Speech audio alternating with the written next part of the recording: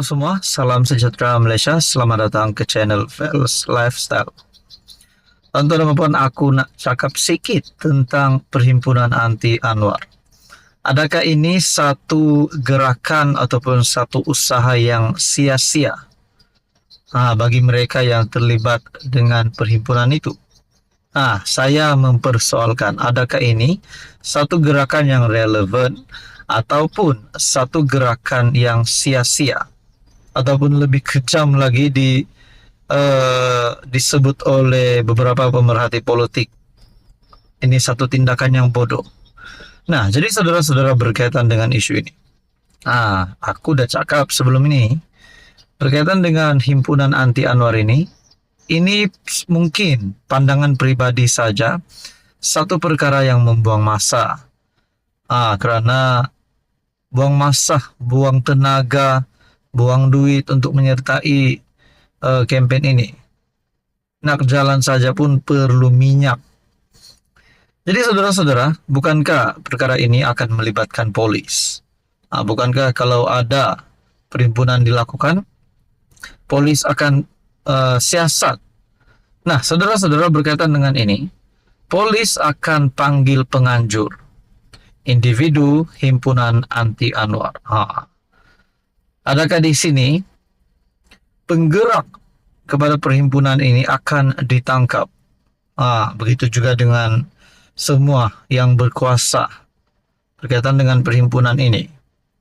Polis telah mengenal pasti 12 individu, termasuk penganjur Perhimpunan Aman Demi Negara, yang diadakan di parkir awam di luar kompleks Seri Perdana Prezin 10 Putrajaya semalam. Artikel bertarik 30 Jun.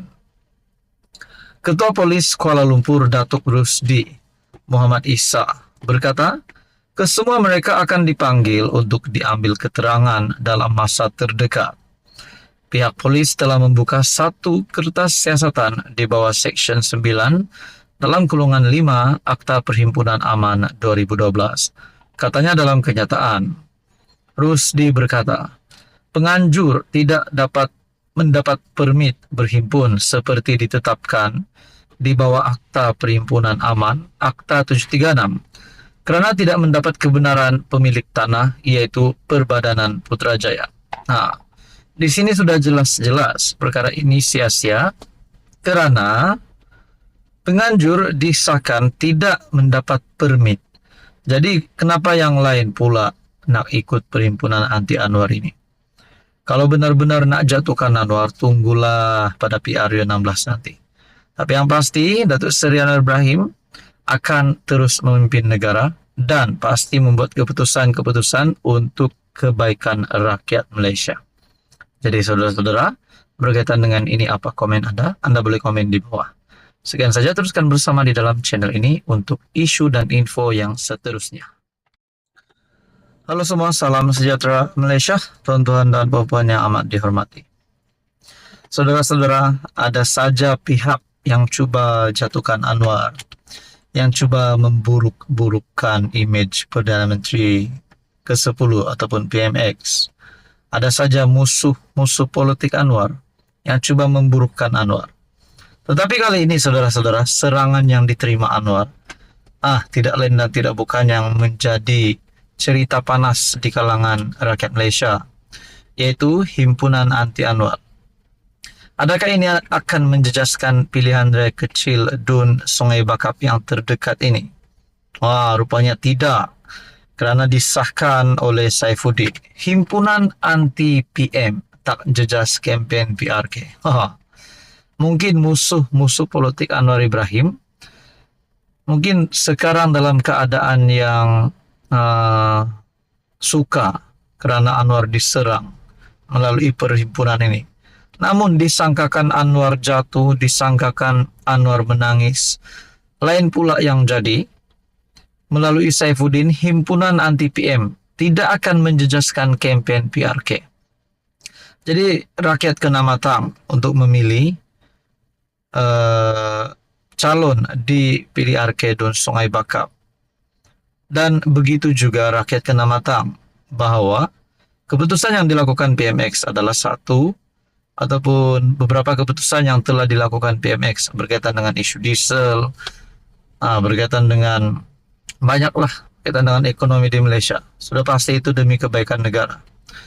Namun saudara-saudara, disangkakan musuh Anwar gembira kerana Anwar diserang. Namun lain yang jadi, himpunan ini langsung tak jejas Anwar pun, dan apatah lagi kempen PRK.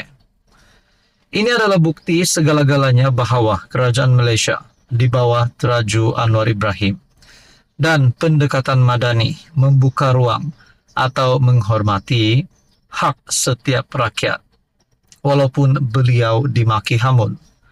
Penganjuran Himpunan Rakyat Tolak Anwar di Putrajaya tidak akan menjejaskan mood kempen Jentera Pakatan Harapan untuk pilihan raya kecil DUN Sungai Bakap.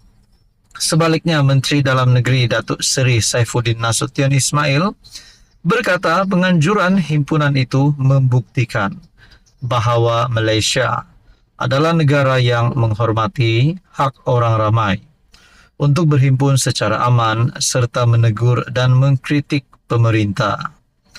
Beliau berkata ia juga memberikan gambaran bahawa sesiapapun berpeluang untuk bersuara tanpa diganggu-gugat. Kebebasan yang mereka nikmati adalah bukti segala-galanya bahawa kerajaan Malaysia di bawah teraju PMX dan pendekatan membuka peluang kepada atau menghormati hak setiap rakyat walaupun beliau dimaki hamun. Jadi itu adalah kenyataan daripada Saifuddin Nasution. Disangkakan Anwar bakal tumbang, tetapi lain yang jadi. Jadi hampalah musuh-musuh politik Anwar Ibrahim selepas ini. Jadi saudara-saudara, apa komen Anda berkaitan dengan isu ini? Teruskan bersama di dalam channel ini untuk info yang seterusnya. Halo semua, salam sejahtera Malaysia, tuan-tuan dan puan-puan yang amat dihormati. Terima kasih kerana bersama di dalam channel ini dan terus setia bersama di dalam channel ini.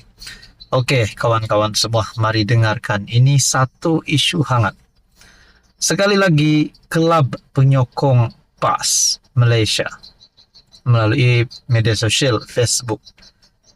Di dalam artikel ini disebut polis telah menerima laporan dan sedang menjalankan siasatan berhubung satu hantaran Facebook Kelab Penyokong PAS Malaysia yang mengaitkan pemangku Sultan Johor Tunku Mahkota Ismail dalam tuduhan rasuah terhadap individu. Ini pasti satu perkara yang amat sensitif. Melalui artikel daripada Malaysia Kini, tuduh pengarah SPRM rasuah, polis siasat hantaran FB kaitkan TMJ. Ketua Polis Johor CP M. Kumar berkata hantaran itu mendakwa Tunku Mahkota Ismail mengatakan pengarah bahagian pencegahan pengubahan wang haram AML Suruhanjaya Pencegahan Rasuah Malaysia Datuk Muhammad Zamri Zainul Abidin meminta rasuah berjumlah RM20 juta daripada Qatar Holdings pada 28 Januari tahun lepas.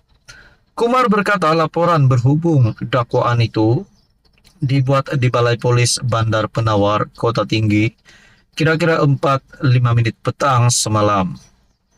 Siasatan dijalankan oleh Unit Siasatan Jenayah Terkelas, Bahagian Pendakwaan Undang-Undang Jabatan Siasatan Jenayah Bukit Aman, di bawah Seksyen 4 dalam kurungan 1, Akta Hasutan 1948, dan Seksyen 233 Akta Komunikasi dan Multimedia 1998. Kes masih di peringkat siasatan, dan orang ramai dinasihatkan agar menjadi pengguna media sosial yang bijak dan tidak menggunakan platform tersebut dengan menyalahi undang-undang. Kumar berkata, hantaran bertajuk TMJ dah bersuara, takkan PMX masih senyap.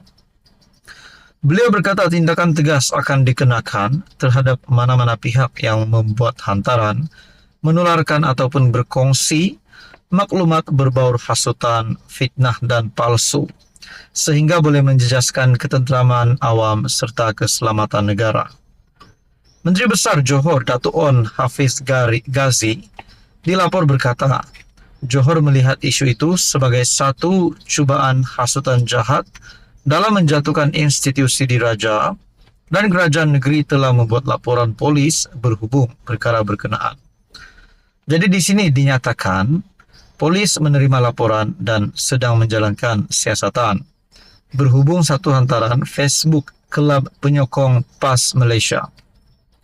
Adakah dengan ini saudara-saudara, sekali lagi PAS dan penyokongnya akan dikecam ataupun PAS akan kehilangan pengundi sekiranya perkara ini benar-benar dibuktikan mereka bersalah, kerana ini menyentuh berkaitan dengan isu 3R. Jadi saudara-saudara, apa komen Anda berkaitan dengan ini? Sekian saja, teruskan bersama di dalam channel ini.